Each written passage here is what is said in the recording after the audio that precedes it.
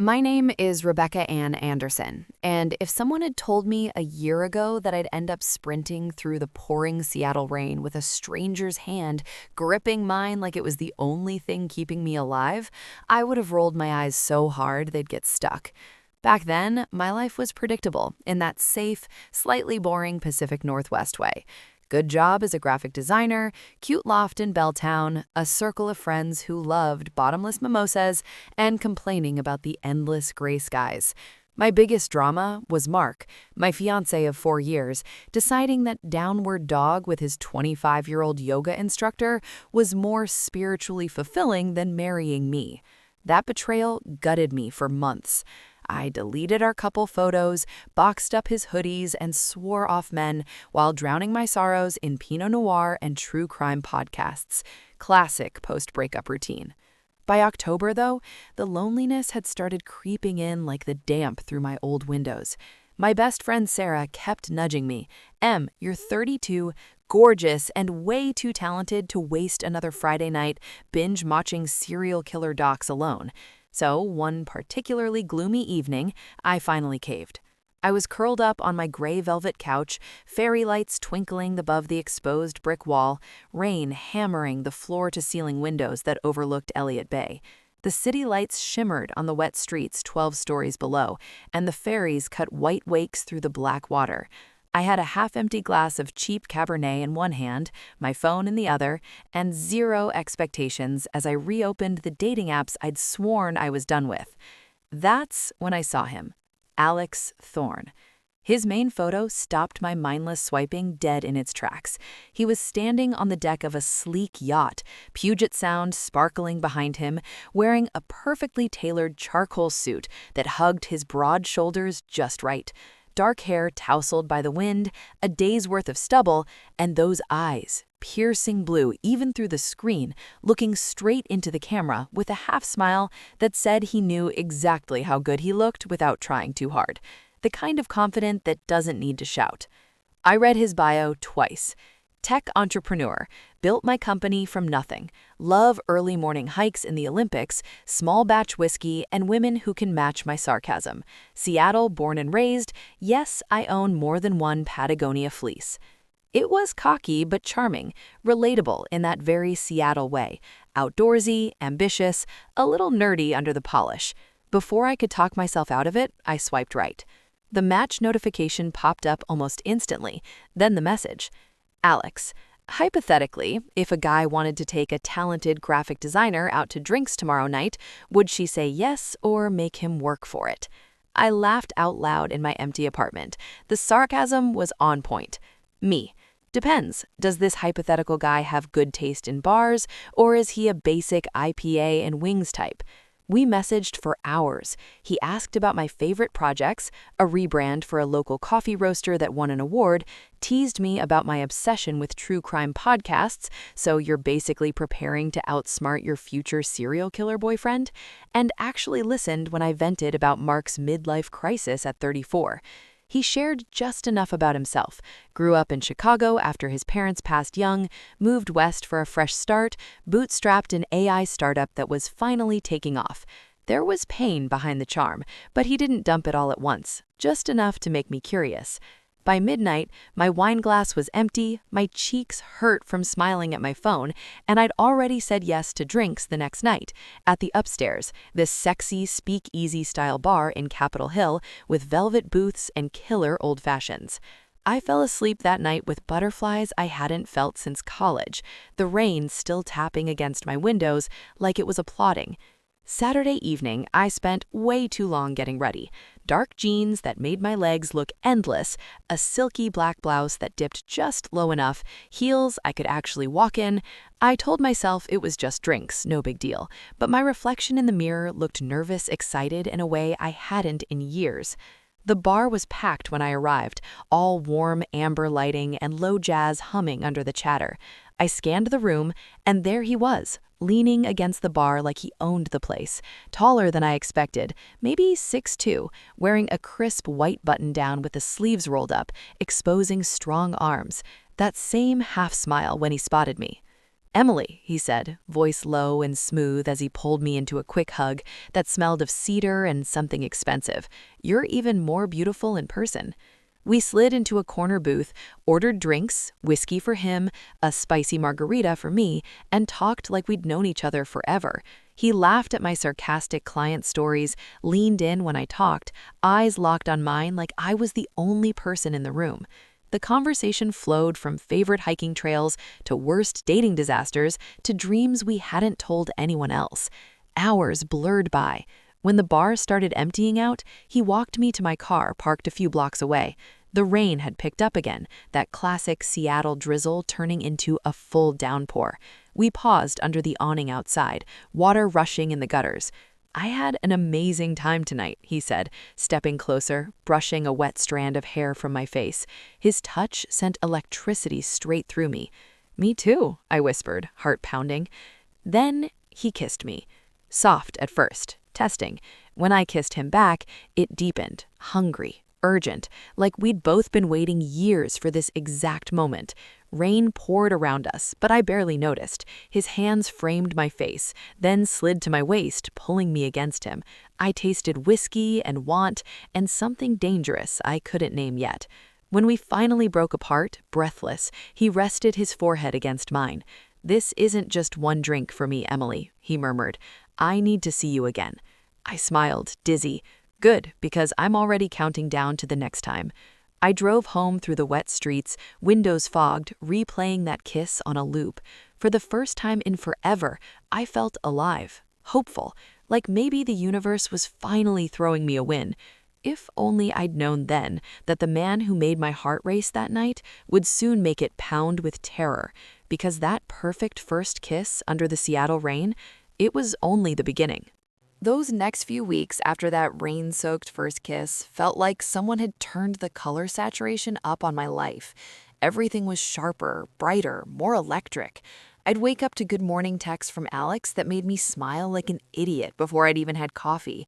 He'd send me random memes during the day, usually something snarky about bad design or Seattle traffic, that had me laughing out loud in the middle of client Zoom calls. By the time Friday rolled around again, I was already counting the hours until I'd see him. We saw each other almost every day. He'd swing by my office downtown with takeout from that little Thai spot in the International District I'd mentioned loving. Pad Kee Mao, spicy enough to make my eyes water, exactly how I like it. He remembered the details. Not in that creepy, trying too hard way, but like he genuinely paid attention. One night, after I'd complained about a nightmare client who kept changing the brief, he showed up at my loft with a bottle of small batch bourbon from a distillery in Woodinville and said, "You need this more than wine tonight." We sat on my couch, legs tangled under a blanket, talking until 2 in the morning about everything and nothing. He was busy, crazy busy, with his AI startup. Late night calls, early mornings, weekends swallowed by investor pitches, but he still made time, always. And when we were together, he was fully there. No phone face down on the table, no distracted glances. Just those blue eyes locked on mine like I was the only thing in the room worth looking at. The first weekend in November, he suggested we get out of the city. "Trust me," he texted, "pack layers and good boots." Saturday morning, he picked me up in his black Range Rover, handed me a to-go latte from Slate Coffee, and we headed west toward the Olympic Peninsula. The rain had paused for once, leaving the evergreens dripping and the sky that rare, impossible Pacific Northwest blue.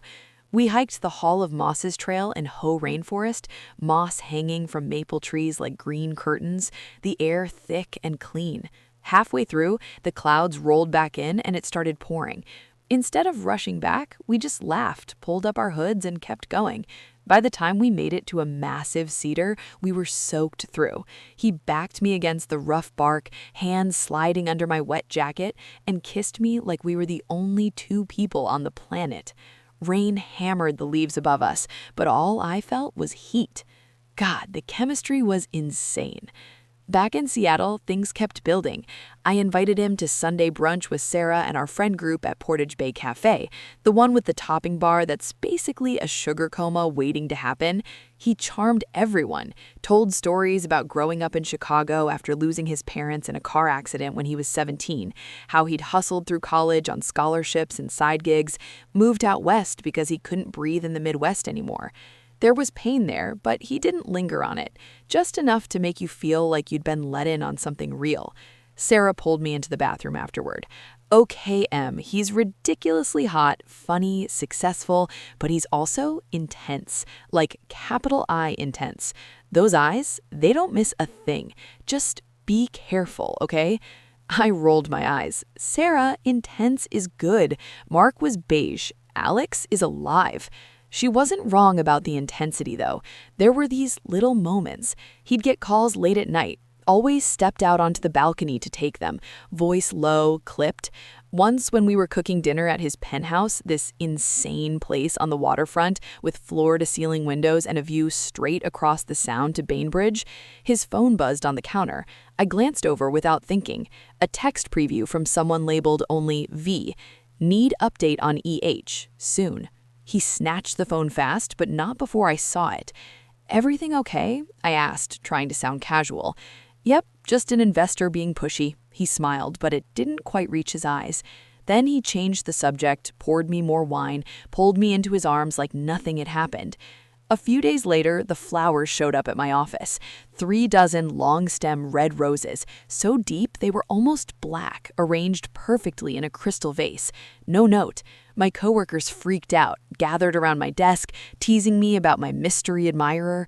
I texted Alex a photo. "Someone's trying to one-up you." His reply came quick. "Damn, that's a lot of roses. Not me, babe, but whoever it is has excellent taste." I laughed it off, but something felt off. Who sends that many roses with no note? That same night, I got home late, arms full of grocery bags, and found a plain white envelope slid under my apartment door. Inside, a single sheet of paper, typed in basic font. "He's not who you think he is. Stay away." My stomach dropped. I stood there in the hallway, bags at my feet, rereading it. Prank? Jealous ex? Some weirdo from the apps who's seen us together? I called Alex. He was at my place in 20 minutes, took the note, read it with a tight jaw. "Probably some jealous competitor," he said, voice calm but hard. "My company's in the middle of a big funding round. People get weird when money's on the line. Or maybe an ex of mine stirring shit. Either way, it's bullshit." He pulled me against his chest, hands stroking my hair. "Don't worry, Em, I'll handle it." I wanted to believe him, and when he kissed me, slow, deep, possessive, every doubt melted away. We ended up in my bed, clothes scattered across the floor, his hands and mouth everywhere until I forgot my own name. But the next morning, staring at the note he'd left on my kitchen counter, that uneasy feeling crept back. Just a little. And little things like that, they have a way of growing. By the middle of November, Alex and I were deep in that honeymoon phase where everything feels too good to be real. We had already traded "I miss you" texts when we were apart for more than a day, and I'd started leaving a toothbrush at his penthouse. He'd cleared out a drawer for me without making a big deal about it. Just a quiet, "in case you need it." Little things like that made my heart do stupid flips. One Thursday night, he took me to Canlis, that iconic Seattle spot perched on Queen Anne Hill with the kind of views that make you forgive the city for 9 months of rain. We had a corner table by the window, city lights twinkling below us like scattered diamonds. He was in a charcoal suit, no tie, top button undone, looking like he'd walked straight out of a magazine. I wore the little black dress I'd bought on impulse the week before, the one that hugged every curve. The way his eyes darkened when he saw me walk into the restaurant told me the dress had been worth every penny. Dinner was perfect. Dungeness crab, perfect wine pairings, conversation that jumped from laughing about my latest client disaster to him opening up about how lonely the startup grind had been before me. After dessert, he reached across the table and traced slow circles on the back of my hand with his thumb. "Come home with me tonight," he said, voice low. I didn't even pretend to think about it. Yes, his penthouse was all sleek lines and warm wood, the kind of place that smells faintly of cedar and money. Floor-to-ceiling windows looked straight out over the dark water of Puget Sound, Bainbridge Island lights glowing in the distance. We barely made it through the door before clothes started coming off. That night was different, slower, more intense, like we were memorizing each other. When we finally collapsed, tangled in his ridiculously soft sheets, he pulled me against his chest and whispered, "I'm falling for you, Emily. Hard." I believed him. God, I wanted it to be true. I woke up around 3 in the morning to my phone buzzing on the nightstand. Groggy, I reached for it. Unknown number. A photo message. I opened it without thinking. It was me and Alex kissing under the awning outside the upstairs bar, our very first night. The angle was from across the street, slightly blurry from the rain, but unmistakable. My stomach flipped. I sat up, heart suddenly racing. Alex stirred beside me. "Everything okay?" I showed him the screen. His face went stone cold in the glow of the phone. "Block it," he said immediately. "Probably some wannabe paparazzi. My company's been in TechCrunch a lot lately. Big acquisition talks. People get nosy. Or it could be a stalker fan from the apps. Delete and block." He took the phone from my hand, did it himself, then pulled me back down against him. "I've got you," he murmured into my hair. "Go back to sleep." I tried, but I lay there staring at the ceiling, listening to the faint hum of the city far below, that uneasy feeling settling in my chest like fog. The next morning, he was all business, made me coffee, kissed me goodbye like nothing had happened. But I couldn't shake it. I mentioned it to Sarah over lunch. "Girl, that's creepy as hell," she said, eyes wide. "You need to be careful." "It's probably nothing," I said, echoing Alex, but the words tasted hollow.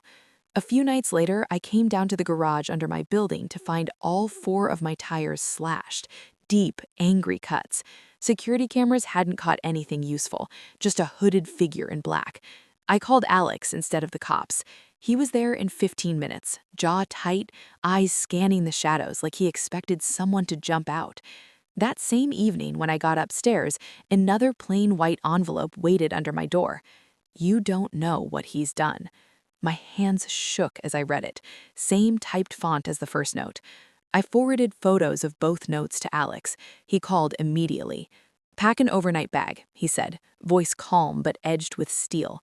"I'm staying with you until we figure this out." I didn't argue. From that night on, he was protective in a way that felt both comforting and overwhelming. He insisted on driving me to work, picking me up, even had a discreet security guy, some ex-military type named Reyes, parked outside my building overnight. "Just temporary," Alex promised, cupping my face. "I'm not taking chances with you." The passion between us only burned hotter under the stress. Fear has a way of sharpening everything. Every touch, every kiss felt urgent, like we were stealing moments before something bad caught up. Nights at his place blurred into mornings where we'd hit snooze 3 times just to stay tangled up longer. But the little cracks kept showing. Sarah, worried, did some late-night Googling and sent me links, old articles about Alex's company, rumors of shady venture funding, ties to some East Coast fund with alleged mob connections. One piece from 5 years ago mentioned a business partner who'd vanished after a falling out. No charges, no body, just speculation. I showed Alex one night over takeout sushi on his couch. He sighed, set his chopsticks down. "That's ancient history, Em. Victor was my first partner. Brilliant guy, but reckless. Got in deep with the wrong investors. We fought, he took a payout and disappeared, probably living on a beach in Thailand by now. The rumors? Tech gossip. Business is cutthroat." His explanation made sense, mostly. Still, that night I couldn't sleep. I slipped out of bed while he was in the shower and glanced at his phone on the nightstand, unlocked for once. A text thread with V. Status on the girl? His reply, "Handling it." My blood froze. When he came out, towel around his waist, I pretended I hadn't seen anything, but the seed was planted. The final straw came a week later. Alex had a late investor dinner, so I was alone in my loft for the first time in days. Around midnight, I heard a faint noise outside my door. Footsteps, then silence. Heart pounding, I crept to the peephole. Nothing. But on the welcome mat, another envelope. Inside, a single photograph, printed on regular paper. Me, asleep in my bed, hair fanned across the pillow, mouth slightly open. Taken from inside my bedroom. The timestamp in the corner, 2 nights ago, when I'd been at Alex's. How? I dropped the photo, backed away like it was poison. My hands shook so badly I could barely dial his number. "Alex," I whispered when he answered, voice breaking. "You need to come here, now." Whatever this was, it wasn't outside anymore. It was already inside. I don't even remember hanging up the phone after that midnight call. All I know is Alex was at my door in record time, taking the stairs 2 at a time because the elevator was too slow. He burst in still wearing the suit from his investor dinner, tie loosened, hair messy like he'd been running his hands through it. The second he saw the photo in my shaking hand, me asleep, vulnerable, time-stamped, he went completely still. Then he crushed it in his fist like he could make it disappear. "Jesus Christ, Em!" His voice was raw. He pulled me into his arms so hard I could feel his heart hammering against my cheek. "We're leaving, right now." I didn't argue. I threw clothes into an overnight bag while he paced, phone to his ear, barking quiet orders to Reyes about sweeping the building. 20 minutes later, we were in his Range Rover, speeding west on I-90 through the pouring rain, wipers slashing back and forth like they were trying to cut the night open. "Where are we going?" I finally asked, voice small. "My cabin, up in the Cascades, near Snoqualmie Pass. It's private. No one knows about it except me and a property manager who's paid to keep his mouth shut. We'll be safe there for a few days while I figure this out." I stared out at the dark pines flashing by, headlights catching the rain in silver streaks. Safe. The word felt ridiculous after seeing that photo. Someone had been in my bedroom, watching me sleep. Or worse, someone had access when I wasn't even there. The cabin was more than I expected.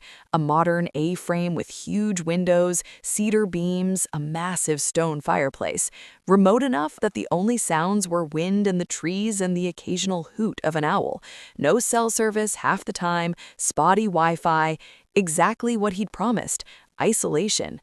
The first 2 days felt almost like a twisted romantic getaway. We barely left the king bed upstairs, only coming down for food or to throw more logs on the fire.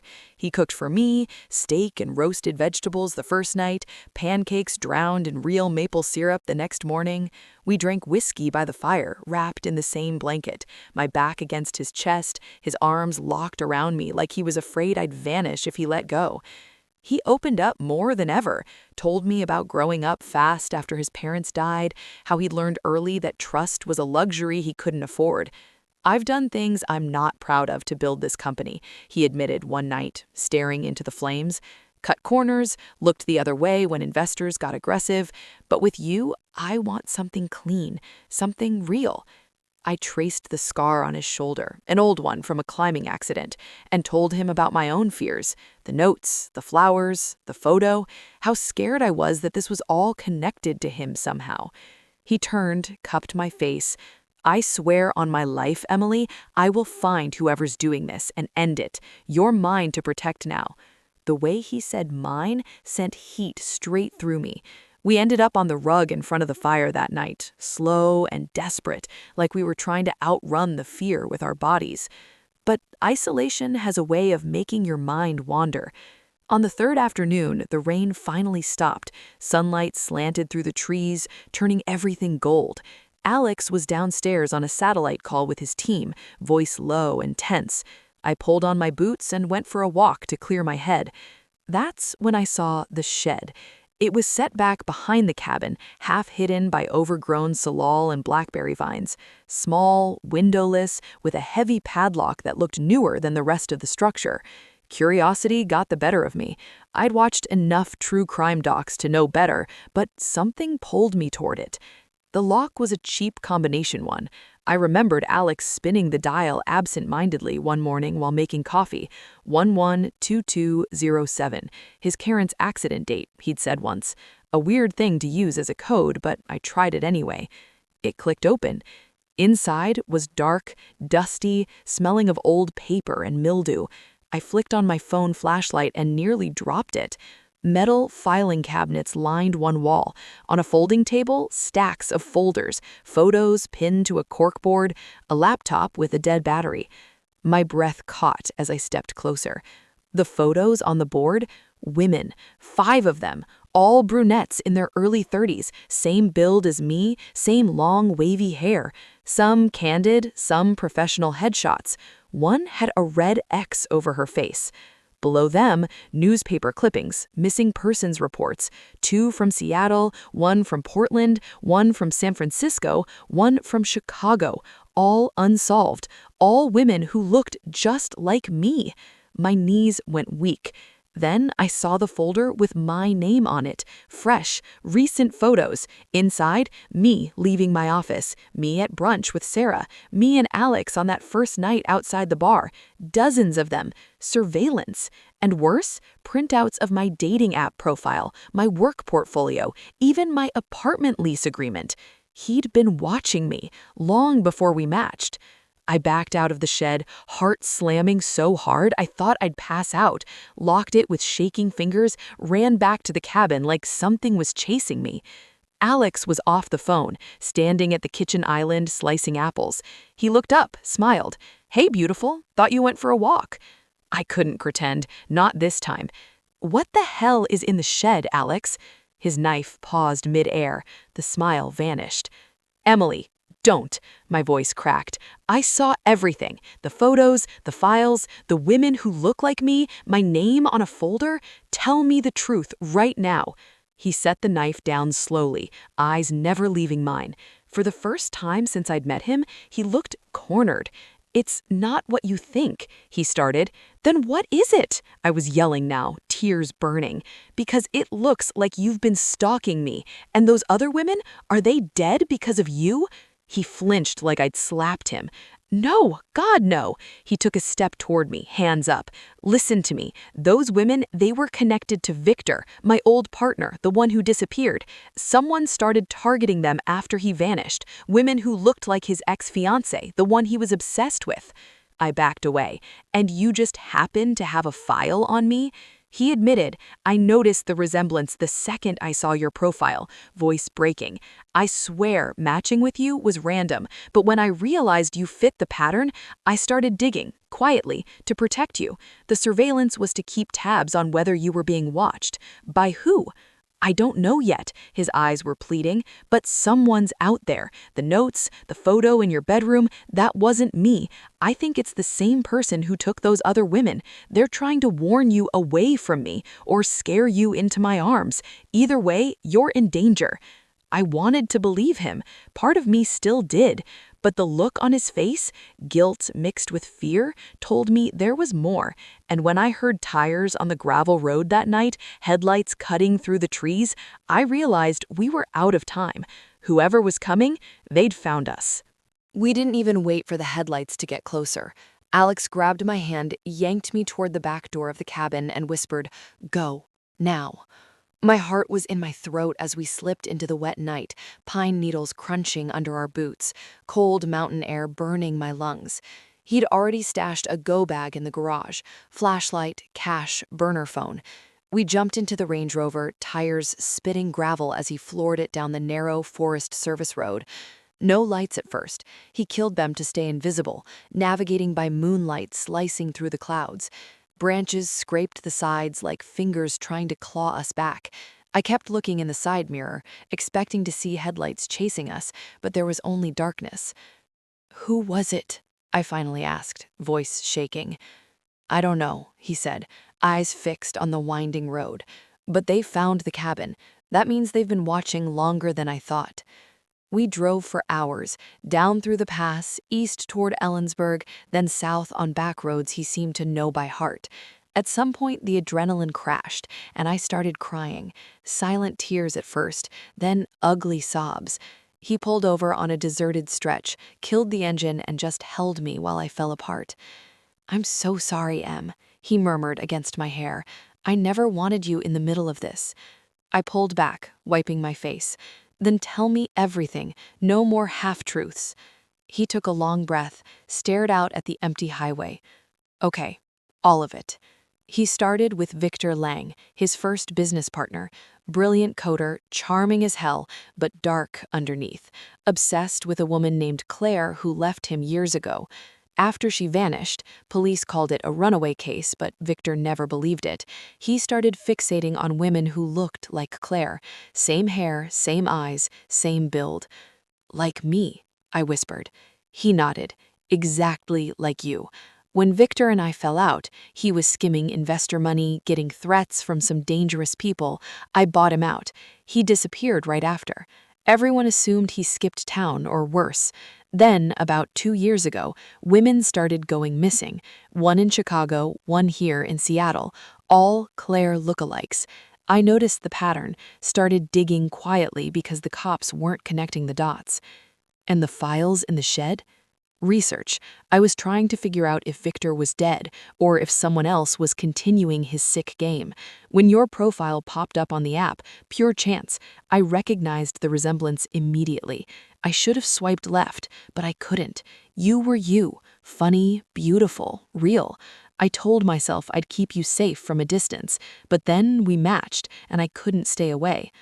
I stared at him. So the notes, the photo in my bedroom? Not me, he said fiercely.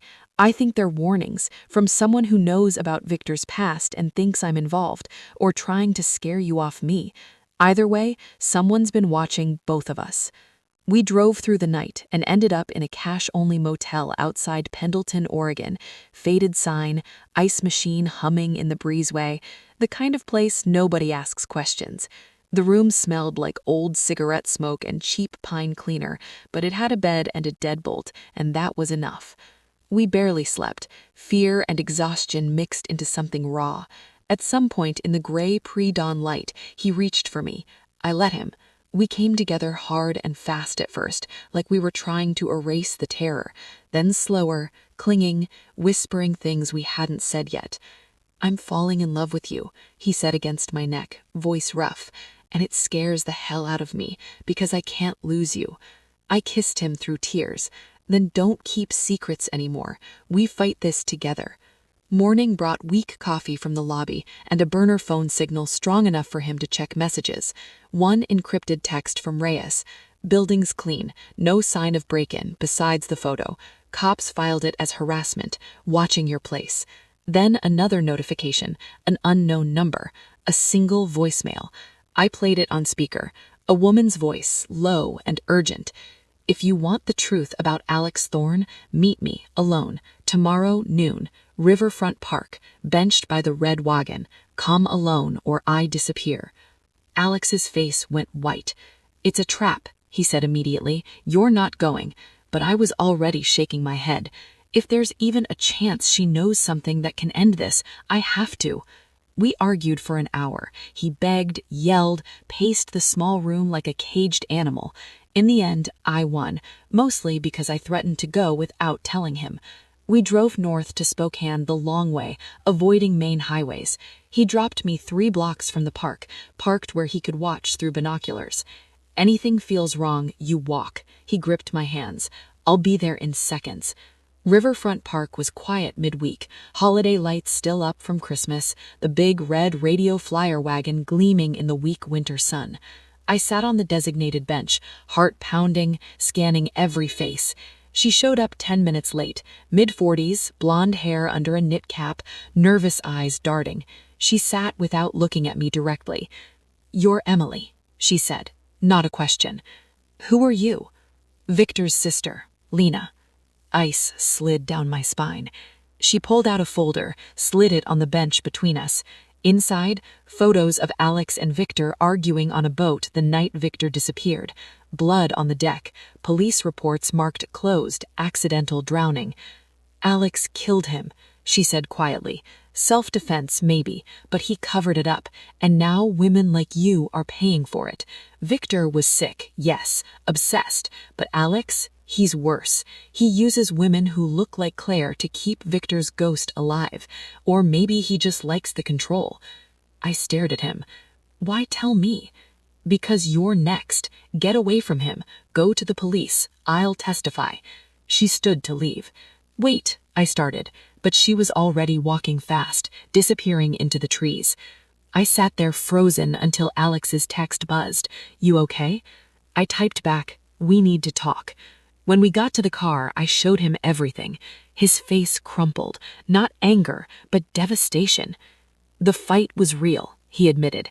Victor attacked me. Knife. I pushed him overboard. Panic. I thought he swam away. I cleaned the blood, reported the boat stolen. I was 27, terrified of losing everything I'd built. He looked at me, eyes wet.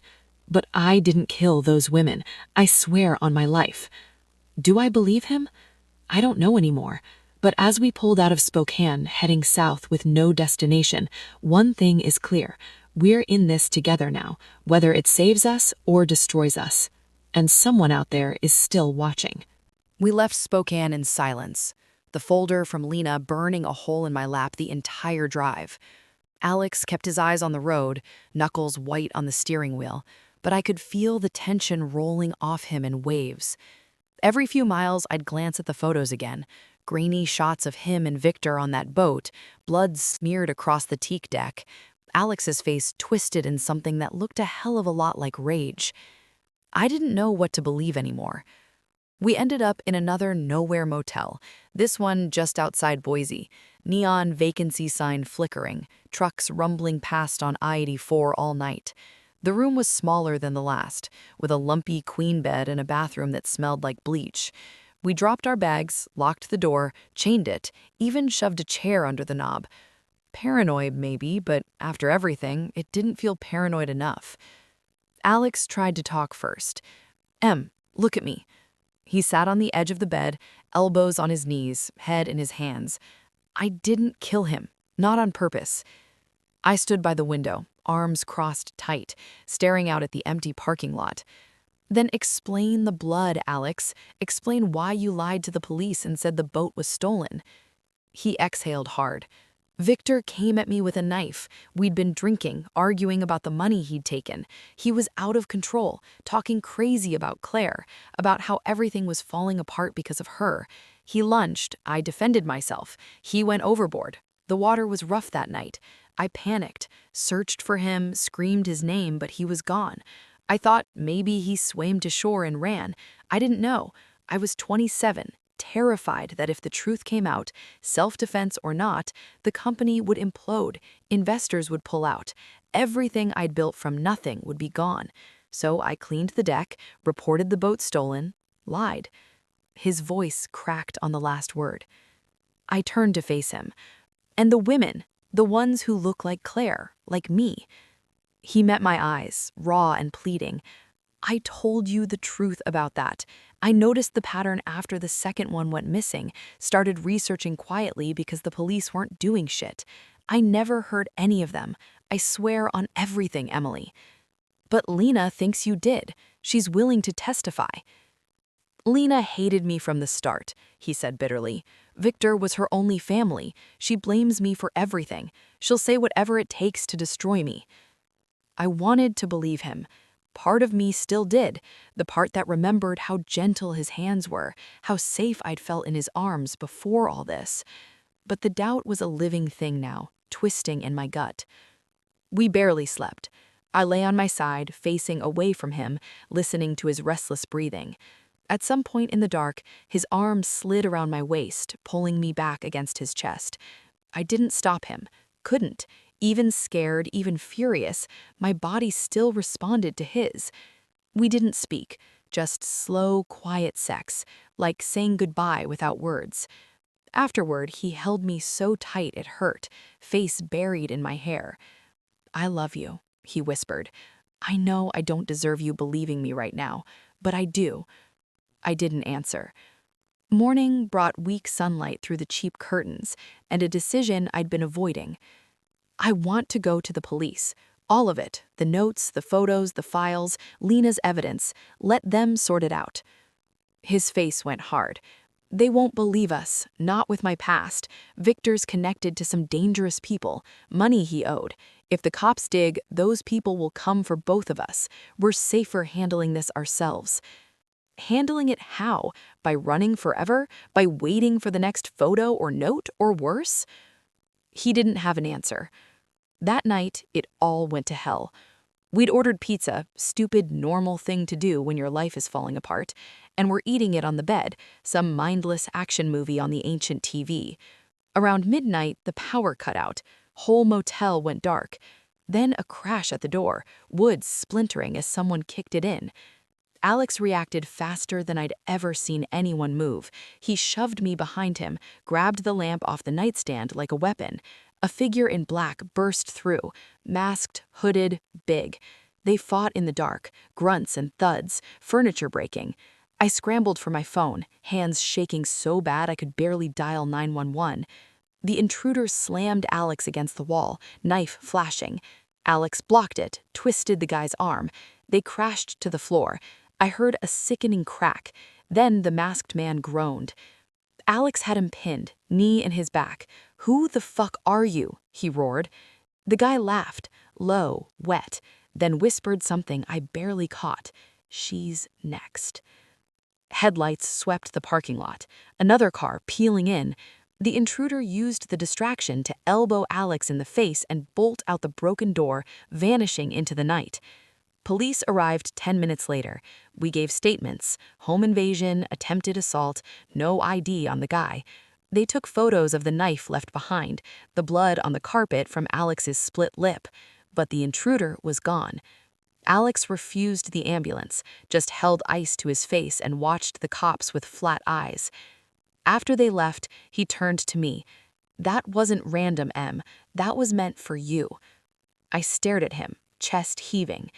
"Or it was meant to scare me into staying with you, to make you look like the hero." The words hung between us like smoke. His face crumpled. "You really think I'd do that?" "I don't know what to think anymore." We patched the door as best we could with the chair again and left before dawn. South this time, toward California, San Francisco maybe, somewhere big enough to disappear for a while.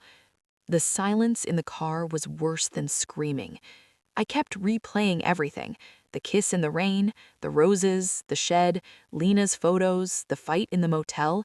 Every moment that felt real now felt staged. Was he protecting me? Or was I just the latest in a long line of women who looked like someone he couldn't let go?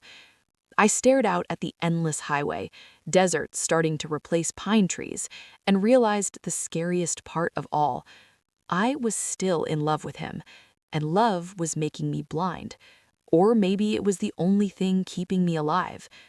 Either way, we weren't done running. Not even close.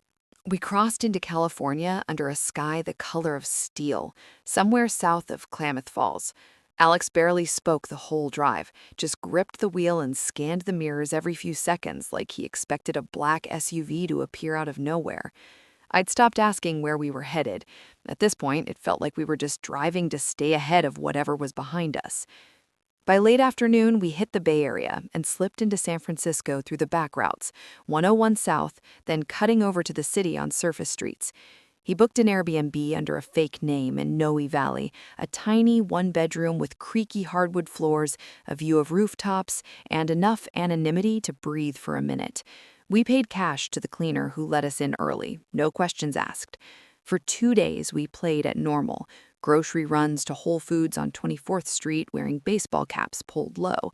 Take-out burritos from La Taqueria eaten on the floor because we didn't trust the table by the window. Nights tangled in sheets that smelled like someone else's detergent, making love like it might be the last time. He'd trace my face in the dark and whisper, "I'm gonna fix this, Em, I promise." I wanted to believe him so badly it hurt. But the doubt never left. Every notification on his burner phone made my stomach drop. Every time he stepped onto the tiny back deck to take a call, I wondered if he was coordinating with someone else. Lena's words kept looping. "He's worse." On the third morning, he got a message that changed everything. Encrypted app, short burst, coordinates and a time. An abandoned warehouse down by the Embarcadero near Pier 70. The sender used Victor's old handle, V. "It's him," Alex said, voice tight. "Victor's alive. He's been pulling the strings this whole time, faked his death, went underground, paid off debts by disappearing. Now he's back, blackmailing me, says he'll keep coming for you unless I pay." I stared at him. Pay with what? 10 million wired offshore, or he sends everything. Proof I covered up the boat night, the surveillance files, all of it, to the police. And he keeps targeting women who look like Claire until I'm destroyed. My skin crawled. So the missing women? His doing, Alex said, to punish me. He's framing me with the files, the notes, the photos. Classic Victor. Make everyone think I'm the monster so no one looks at him. I didn't know if I believed it, but the fear in Alex's eyes looked real. He showed me the texts, dozens of them going back months, threats, photos of me, demands escalating. We end this tonight. I bring the wire instructions, you stay here, door locked, phone on. Reyes is flying in, he'll watch the building.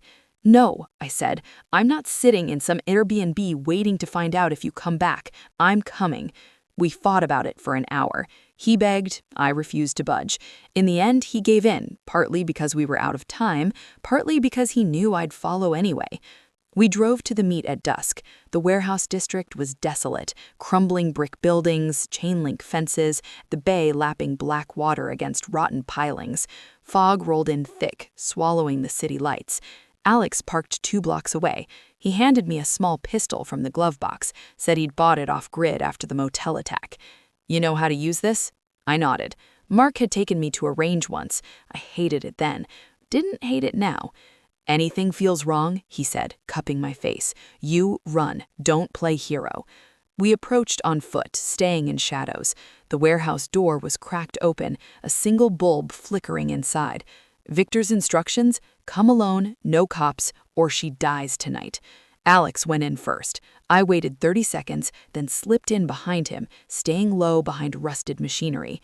Victor was there, older than the photos, thinner but still that slick charm, expensive coat, hands in pockets, standing under the light like he owned the place. Alex, he said, smiling, and you brought the girl. How sweet. Alex's voice was ice. Money's ready to wire. Let's end this. Victor laughed. You think it's about money now. You took everything from me. My company, my life, Claire. Claire left you, Alex snapped, because she scared her, obsessed over her. Victor's smile vanished. She didn't leave. She was taken, and you never cared. The air shifted. Dangerous. I edged closer, gun heavy in my hand. Victor pulled out his phone. One button and everything goes to the FBI. Your cover-up, the files you kept on those women. Nice touch keeping them in your shed, by the way. Makes you look real guilty. Alex took a step. You planted half that shit. Did I? Victor's eyes flicked to me. Ask your girlfriend. She's been wondering if you're the monster all along. I stepped out from behind the crates, gun raised. Enough. Drop the phone. Victor's eyebrows shot up. Well, look at you. Brave. Alex moved toward him. It's over, Victor. That's when the chase started. Victor bolted, fast, towards a side door. Alex lunged after him. I followed, boots pounding on concrete. We burst out into the fog-choked alley just as Victor jumped into a waiting black sedan. Engine roared, tires screeched. Alex sprinted for our SUV. I dove into the passenger seat as he floored it, chasing the taillights disappearing into traffic. The pursuit was insane. Through Potrero Hill, tires screaming around corners, headlights cutting tunnels in the fog. Victor's driver was good, weaving through cars, running reds. Alex stayed on him, jaw clenched, hands steady. Call Reyes. Tell him Pure 80 backup route. I fumbled with the burner, relayed the message. We hit the freeway, 101 north. Then Victor cut west toward the Presidio, then doubled back south on surface streets. My heart was in my throat, white-knuckling the dash. Finally, near China Basin, Victor's driver misjudged a turn, hit wet pavement wrong. The sedan fishtailed, slammed into a guardrail with a sickening crunch. We skidded to a stop behind them. Steam hissed from the hood. Alex was out first, gun drawn. I followed. Victor crawled from the wreckage, blood on his face, laughing. You can't win, Alex. Sirens in the distance. Reyes must have called it in. Alex raised his weapon. It's over. But Victor lunged, not at Alex, at me. Everything slowed. I saw the knife, raised the gun, fired. The shot echoed like thunder. Victor dropped, clutching his legs, screaming. Alex kicked the knife away, knelt beside him. Why, Victor? Why her? Victor spat blood. Because she looks just like Claire, and you don't get to have what I couldn't. Headlights flooded the scene. Unmarked cars, then SFPD. Reyes stepped out, badge visible. He'd tipped them anonymously, given them just enough to arrest Victor on assault, extortion, the missing women. As they cuffed him, Victor kept staring at me. "He's lying," he gasped. "All of it." I looked at Alex, and for the first time in weeks, I didn't know whose eyes held the real lie. But the chase was over. For now.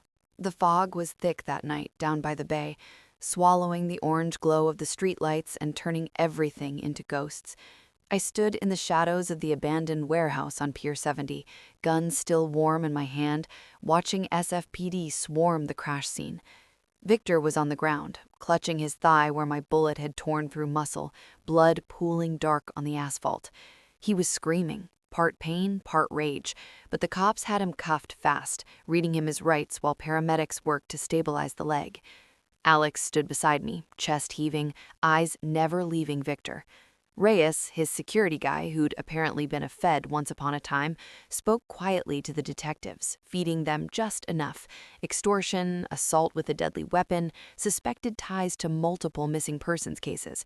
Anonymous tips had already been sent linking Victor to the women in those files. Victor kept staring at me as they loaded him onto a stretcher, eyes wild. "You shot the wrong man," he spat.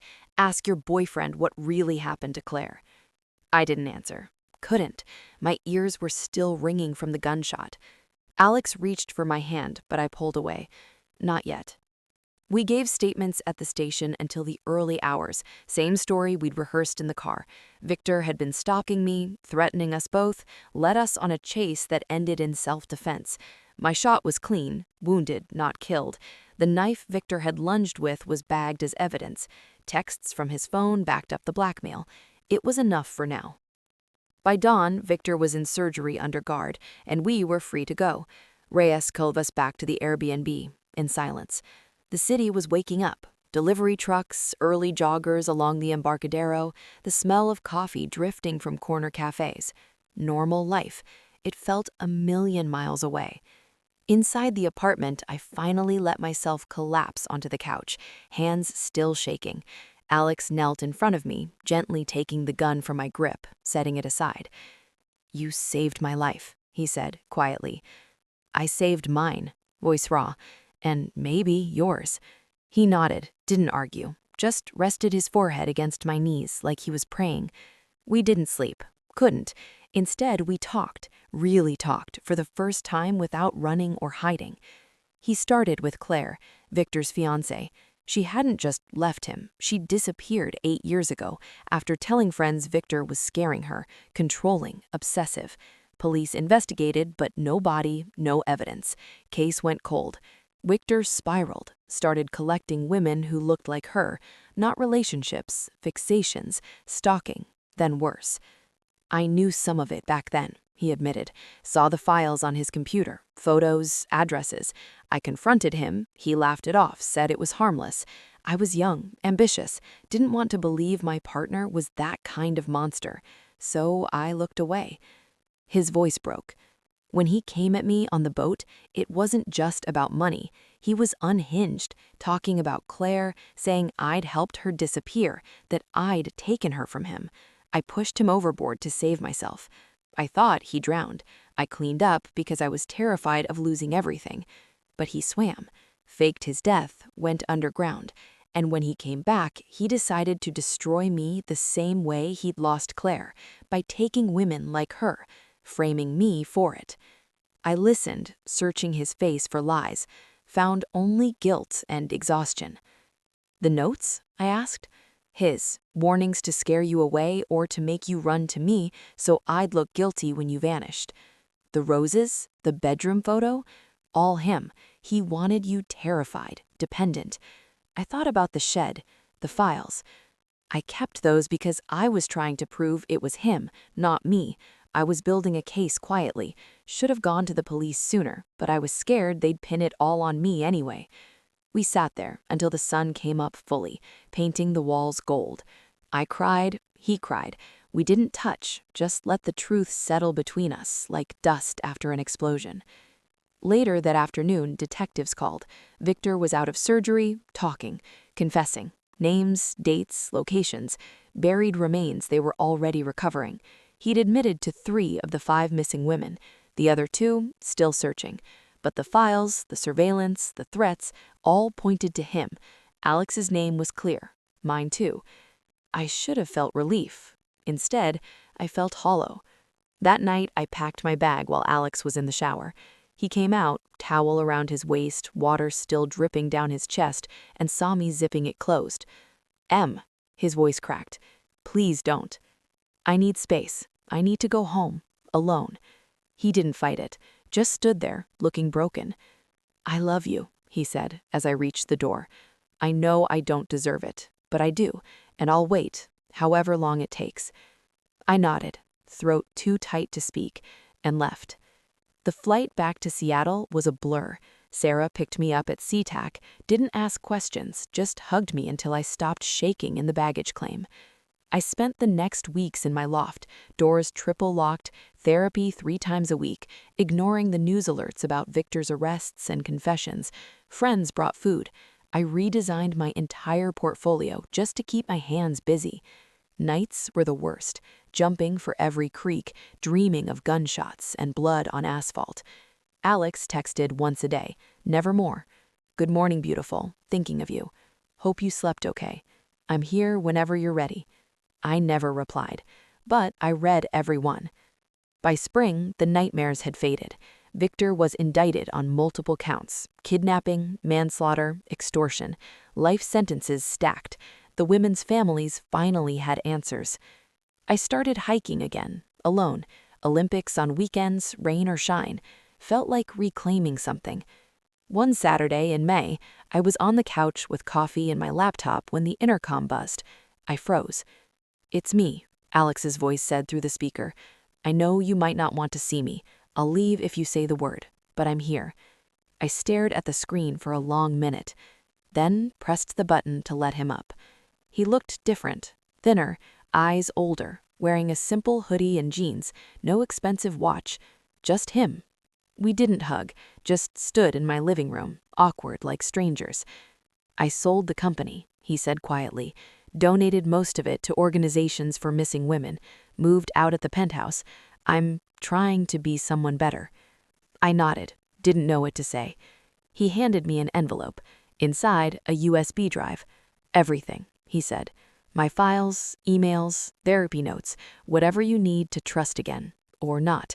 Your choice." He turned to leave. "Alex," he stopped. "Stay. Just talk." So we did. All night. No touching, just words. Honesty, pain. By morning, the space between us felt smaller. Not fixed, but possible. And sometimes that's the bravest kind of beginning. I let Alex into my loft that rainy May evening, and it felt like opening a door I'd bolted shut for months. He stood in the entryway, dripping from the downpour outside, looking smaller somehow, without the tailored suits and confident posture. Just a man carrying too much weight. I didn't hug him, didn't offer coffee, just pointed to the couch and sat across from him in my armchair, knees pulled up like I needed the distance. We talked until the city lights came on outside my windows. He told me everything again, no defenses this time. How selling the company had gutted him at first, but then felt like shedding skin that didn't fit anymore. How he'd moved into a small apartment in Fremont, started volunteering at a nonprofit that helped families of missing persons. Therapy twice a week. No more late-night calls, no more secrets. "I'm not asking for forgiveness tonight," he said quietly. "I just needed you to know I'm trying to be someone who deserves to stand in the same room as you." I listened, really listened, and for the first time in forever, the knot in my chest loosened a little. He left around midnight. No pressure, just a soft, "Good night, Em," at the door. The texts kept coming every day, gentle, consistent, never demanding a reply. I started replying, one word at first, then sentences, then paragraphs. By June, we were meeting for coffee, neutral ground, vivace on Capitol Hill, outdoor tables so I could leave if I needed to. We talked about everything except us at first. New hiking spots, my latest design clients, the Mariners' disappointing season. Safe things. But the heavy stuff crept in anyway. One afternoon, over iced Americanos, I finally asked the question that had kept me awake for months. Did you ever love Claire? He didn't flinch. No, I barely knew her. Victor talked about her nonstop, obsessed. I felt sorry for her more than anything. When she disappeared, I told myself it wasn't my business. That's the part I can't forgive myself for, looking away when I knew something was wrong.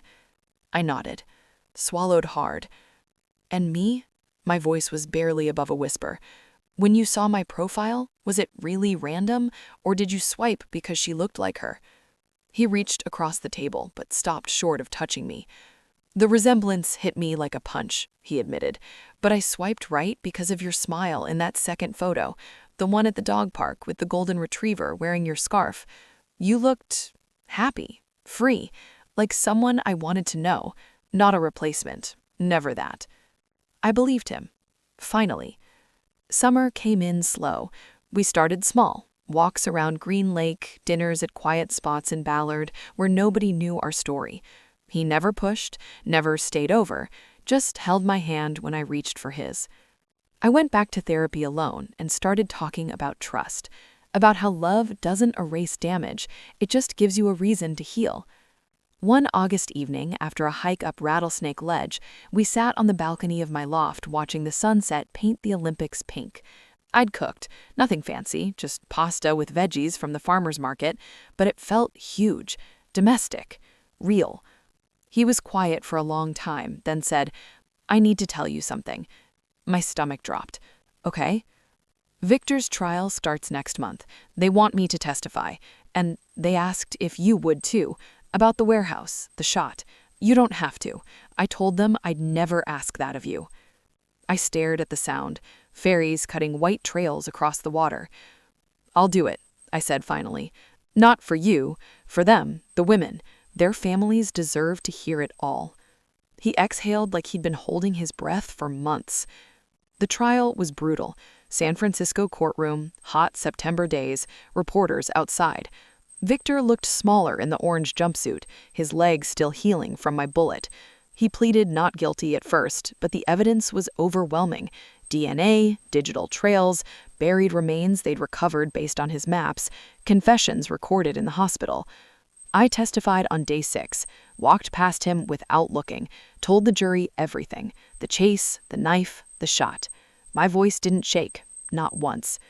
Alex took the stand after me, told the whole ugly truth, the boat, the cover-up, his silence about Claire, no excuses. The prosecutor tore into him, but he didn't fight back, just answered honestly. Victor was convicted on all counts, multiple life sentences, no parole. When the verdict came down, I was sitting in the back row. Alex turned, found me in the crowd. We didn't smile, just nodded. Closure, maybe. Afterwards, outside the courthouse, reporters shouted questions. We ignored them, walked to a quiet bench overlooking the bay instead. I'm proud of you, he said. I'm proud of us, I replied. We flew home separately. He had to tie up loose ends with the nonprofit donation. I needed space to process. Back in Seattle, fall hit hard, leaves turning early, rain returning like an old friend. I threw myself into work, big freelance projects, a rebrand for a women's shelter that felt like giving back. Alex returned in October, texted, "Can I take you to dinner, somewhere quiet?" We went to a tiny Italian place in Madison Valley. Candles, red wine, no rush. Halfway through dessert, he slid a small box across the table. My heart stopped. It wasn't a ring. Inside, a simple silver key. "To my new place," he said. "No pressure, just whenever you're ready. Or never. It's yours either way." I laughed through tears. "You're really bad at romance, you know that?" He grinned. The first real one I'd seen in forever. Working on it. I took the key. We didn't rush after that. I kept my loft, he kept his apartment, but nights blurred. Some at his, some at mine. Slow, intentional, rebuilding trust one morning at a time. By November, I was leaving clothes at his place again. He was stocking my favorite tea in his kitchen. One rainy Thursday, exactly a year after that first kiss under the awning, he picked me up after work, drove us to Discovery Park. We walked the loop trail in the drizzle, same as that first hike, but everything different now. At the bluff overlooking the Sound, he stopped, pulled something from his pocket. This time, it was a ring. Simple platinum band with a single diamond, nothing flashy. "Emily Harper," he said, voice steady. "I don't deserve you, but I promise to spend every day trying to. Will you marry me?" I didn't make him wait. Yes. We kissed in the rain, slow, deep, healed. The lies were unraveled. The truth had almost destroyed us. But what was left? Something real, something worth everything we'd lost. 2 years have passed since that rainy afternoon at Discovery Park when Alex got down on one knee and asked me to marry him. Sometimes it feels like a lifetime ago, other times like it happened yesterday. The nightmares still come once in a while, gunshots echoing in warehouses, blood on asphalt, but they're rarer now. Therapy helped. Time helped more. And Alex, he helped most of all, just by being steady, honest, and patient in a way I never expected. We got married last fall, small ceremony at Golden Gardens on a crisp October day when the sun actually showed up for once. Just 30 people. Sarah as my maid of honor, Reyes giving me away because my dad passed when I was in college, a few close friends, and Alex's sister who flew in from Chicago. I wore a simple lace dress with long sleeves because the wind off the Sound was chilly. He wore a charcoal suit, no tie, and cried when he saw me walking down the sandy path toward him. We said our vows with the Olympics in the background, waves crashing, gulls overhead, nothing fancy. Perfect. We live in his old penthouse now, our penthouse. He wanted to sell it after everything, start fresh, but I loved the view too much. The floor-to-ceiling windows looking out over Elliott Bay, the ferries gliding back and forth like clockwork, the way the city lights shimmer on the water at night. We redecorated together. Lighter colors, my art on the walls, plants everywhere because I refuse to let Seattle's gray win. His office is still there, but smaller. He consults now, helps startups with ethical AI frameworks. No more 80-hour weeks, no more secrets. Mornings are my favorite. I wake up to the smell of coffee brewing. Alex is an early riser, always has been. He'll bring me a mug in bed, kiss my forehead, and we'll sit against the headboard watching the sunrise turn the water pink. Some days we talk about everything: work, weekend hikes, whether we should get a dog, we're leaning toward a rescue golden retriever. Other days we just sit in comfortable silence, the kind you only get after you've been through hell together and come out the other side. Some nights I still jump at shadows, a car backfiring on the street below, a door slamming in the hallway. Alex never gets frustrated, just pulls me close, rubs my back, reminds me I'm safe. "I've got you," he'll whisper, same as he did that first terrifying night fleeing the cabin, only now I believe it completely. We travel when we can. Took a road trip down the Oregon coast last summer, stopped in Cannon Beach, ate crab by the ocean, hiked till our legs gave out. Spent 2 weeks in Italy for our honeymoon, Tuscany, Amalfi, Rome. He practiced his terrible Italian on waiters. I laughed until my sides hurt. We made love in a villa overlooking vineyards, slow and sweet, like we had all the time in the world. Because we do now. Victor's still in prison, maximum security, no contact with the outside. The appeals failed. The families of the women he hurt got justice, or as close as they'll ever get. I wrote letters to a couple of them, got replies that made me cry for days. Alex started a foundation in Claire's name, Scholarships for Women Escaping Abusive Relationships. We volunteer there sometimes. It's healing for both of us. Sarah teases me constantly. Who knew your creepy dating app match would turn into husband material? She and her new girlfriend come over for game nights, board games, wine, too much laughing. Life feels normal. Wonderfully, boringly normal most days. But there are moments when I look at Alex across the dinner table, or when he's concentrating on his laptop with that little frown he gets, or when he pulls me onto the balcony during a rainstorm just to kiss me, and I'm hit all over again by how wild this ride has been. From a swipe right on a gloomy October night, to roses with no card, to notes under my door, to running for our lives through mountains and motels and foggy San Francisco streets, from pointing a gun at a man lunging with a knife, to testifying in court, to learning how to trust again, piece by broken piece. Love isn't perfect, ours least of all. It's messy and dangerous and full of twists I never saw coming. There were days I hated him, days I hated myself for loving him anyway, days I thought we'd never make it. But we did, because we chose each other every single day, even the hard ones. Tonight, it's raining again, that steady Seattle drizzle that never really stops in winter. We're curled up on the couch, fire going even though the penthouse has perfect heating, a cheesy holiday movie that neither of us is watching. His arm is around me, my head on his chest, watching his heartbeat. Steady, strong. He kisses the top of my head. Happy? I smile against his sweater. Ridiculously. Good, because I plan on keeping you that way for the next 50 years or so. I laugh softly. Only 50?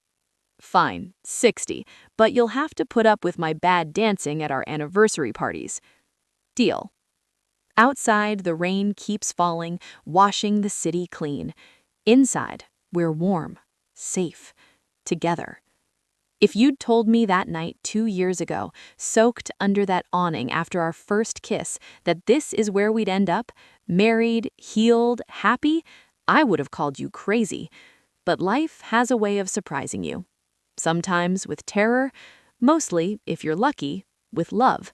And ours, it was worth every heart-pounding, terrifying, beautiful moment. So if anyone asks how we met, I just smile and say, it started with a swipe, a whole lot of suspense, and the best kiss in the rain I've ever had. The end.